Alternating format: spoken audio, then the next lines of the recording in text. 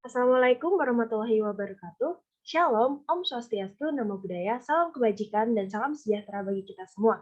Selamat pagi, siang, sore, malam kepada para panitia beserta para dewan juri yang saya hormati. Perkenalkan, kami dari tim PPM 2 yang beranggotakan saya sendiri Valencia, Anissa Rahma, dan Putri Andini yang hari ini akan mempresentasikan hasil diskusi kami dari hasil studi kasus yang diberikan dengan judul diversifikasi produk turunan amonia PT Pupuk Kalimantan Timur dalam memenangkan persaingan domestik dan internasional.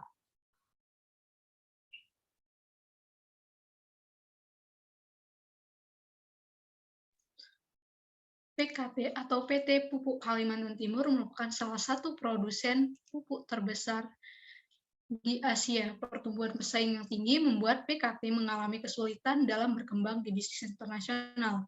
Di sisi lain, PKT melihat peluang melalui diversifikasi usaha pada produk turunan gas non-pupuk seperti soda ash, metanol, amonium nitrat, dan oleokimia. Next slide.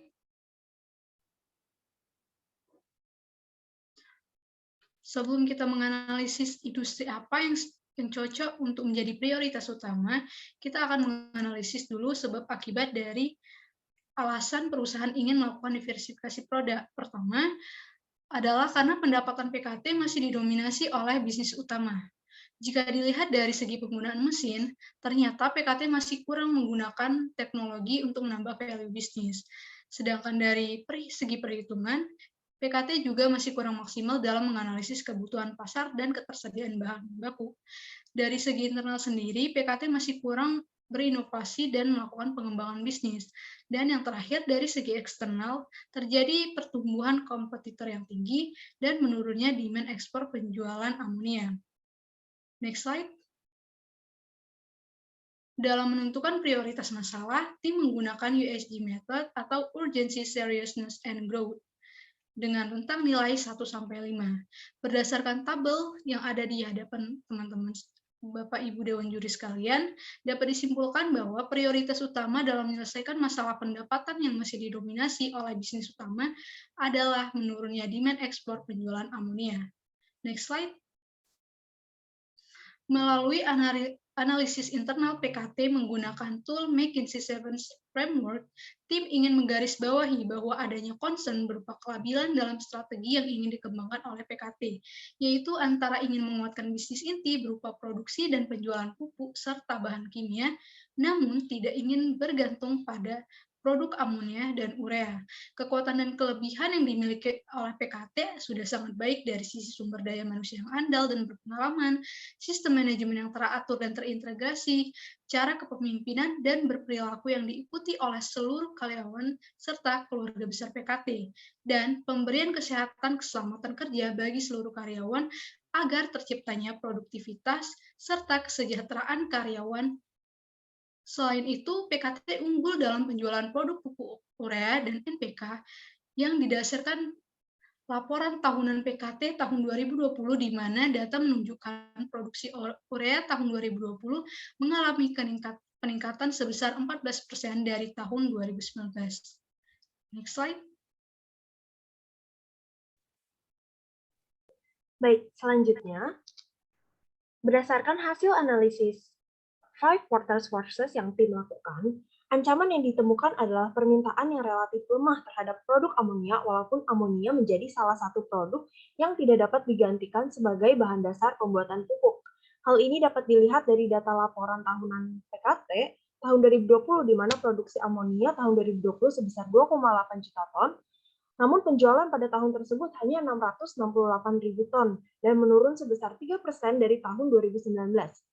Selain itu, ancaman lain yang tim ketemukan adalah adanya bahan baku pupuk NPK yang hanya disuplai oleh satu orang pemasok, seperti RP yang hanya disuplai PT Permata Argo Persada dan MGO 10% yang hanya disuplai oleh CV Wahana Jaya bersama. Sulitnya masuk ke industri agrikultur ini membawa keuntungan bagi PKT dalam pasar domestik, sekaligus menjadi tantangan untuk bersaing secara global. Ini adalah hasil SWOT analisis yang tim kami lakukan. Di sini ada strength dari PKT itu sendiri, yaitu sumber daya manusia yang andal dan berpengalaman, sistem manajemen yang teratur dan terintegrasi, cara kepemimpinan dan berperilaku, pemberian kesehatan keselamatan kerja, unggul dalam penjualan pupuk urea dan NPK.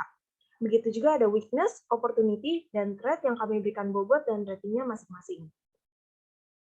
Selanjutnya adalah TOWS analysis yang tim lakukan dengan menggabungkan strength, weakness, opportunity, dan threat yang terdapat pada SWOT analisis. PT Pupuk Kalimantan Timur dapat mengembangkan 4 pilihan strategi, yaitu SO, ST, WO, dan WT. Pengembangan ini perlu dilakukan untuk menemukan faktor kunci internal dan eksternal untuk membuat satu strategi dalam suatu perusahaan.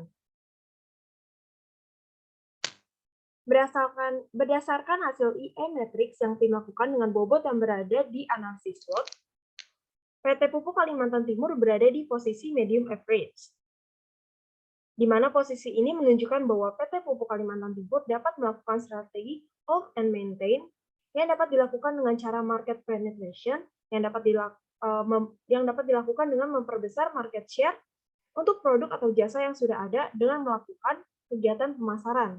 Lalu cara yang kedua adalah product development dengan meningkatkan penjualan dengan mengembangkan produk atau jasa atau menciptakan produk baru. Dalam analisis keputusan, tim membuat dua kriteria yang terbagi menjadi kriteria mutlak dan kriteria keinginan. Di sini kriteria keinginan diberikan bobot seperti yang tertera pada layar. Nah, dalam membuat analisis keputusan, tim menyarankan PKT untuk melakukan strategi diversifikasi yang pertama, strategi diversifikasi vertikal yang bergerak dari hulu ke hilir dan masih menguasai daerah bahan baku seperti metanol dan amonia. Yang kedua, ada strategi diversifikasi geografis dengan melakukan perluasan geografi atau daerah distribusi guna memperluas pasar agar dapat mengoptimalkan persaingan global. Next slide. Selanjutnya, untuk solusi yang diberikan tim, yang pertama, adanya inovasi amonia menjadi produk turunan berupa soda es dan bahan bakar gas, yang tentunya bisa menjadi peluang bahwa PKT dapat mengoptimalkan bisnisnya. Solusi yang pertama ini dibuat berdasarkan analisis yang telah dilakukan, yaitu dari strength dan opportunity. Sedangkan untuk solusi yang kedua, yaitu ada mencari cadangan pemasok bahan baku pupuk NPK atau bahkan memproduksi sendiri bahan baku tersebut, sehingga tidak bergantung hanya pada satu pemasok untuk strategi dari strength dan threat. Yang ketiga, ada strategi weakness opportunity, dan yang keempat ada strategi weakness dan threats. Next slide. Selanjutnya, untuk strategi yang ditawarkan, yaitu ada STP untuk PKT. Yang pertama, untuk segmenting secara demografis, produk ini ditujukan bagi semua pabrik yang memproduksi sabun dan deterjen yang nantinya akan dijual di pasaran sebagai kebutuhan primer masyarakat. Misalnya untuk deterjen seperti Rinso, Daya, dan lain-lain. Dan untuk sabun seperti sabun Lifebuoy, Dove, Dettol, dan lain-lain yang memang digunakan untuk kegiatan sehari-hari masyarakat, baik dan dari usia dini hingga usia dewasa. Yang kedua, dari segi segmenting geografis, produk turunan amonia didistribusikan di Indonesia terlebih dahulu, lalu melebar di berbagai daerah, bahkan dapat dijadikan produk ekspor ke negara Siprus, Arab Saudi, Korea Selatan, Jepang, dan Singapura. Untuk targetingnya, penentuan pasar untuk soda es adalah industri manufaktur, termasuk pembuatan wadah produksi, isolasi fiberglass, kaca lembaran untuk perumahan, bangunan komersial, dan otomotif industri. Selain itu, dapat diperluas lagi ke negara Asia Pasifik, Eropa, dan Amerika Utara yang mengkonsumsi lebih dari 50% soda es yang diproduksi secara global. Untuk bahan bakar gas dari amonia, pasar tersegmentasi menjadi pertanian, pertambangan, pertahanan, juga dapat diperluas ke negara Asia Pasifik, Eropa, Amerika Utara, Timur Tengah, dan Afrika. Dan untuk positioning, inovasi yang dilakukan oleh PKT akan membawa Indonesia untuk tidak lagi melakukan impor soda es, serta meminimalisir atau bahkan meniadakan dampak negatif pada lingkungan akan penggunaan amonia, serta menjadikan amonia sebagai bahan lain atau bahan alternatif untuk bahan bakar gas atau BBG. Next slide. Nah, dari hasil diskusi tim, terdapat kesimpulan bahwa alangkah baiknya PKT memperluas ranah bisnisnya dalam berinovasi menciptakan soda es yang merupakan bahan turunan dari amonia.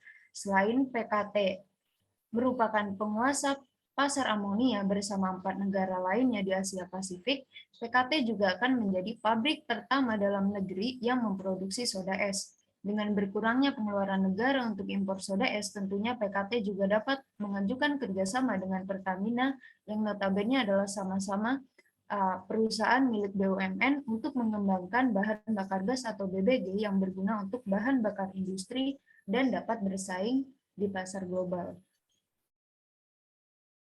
Terima kasih dari tim PPM 2.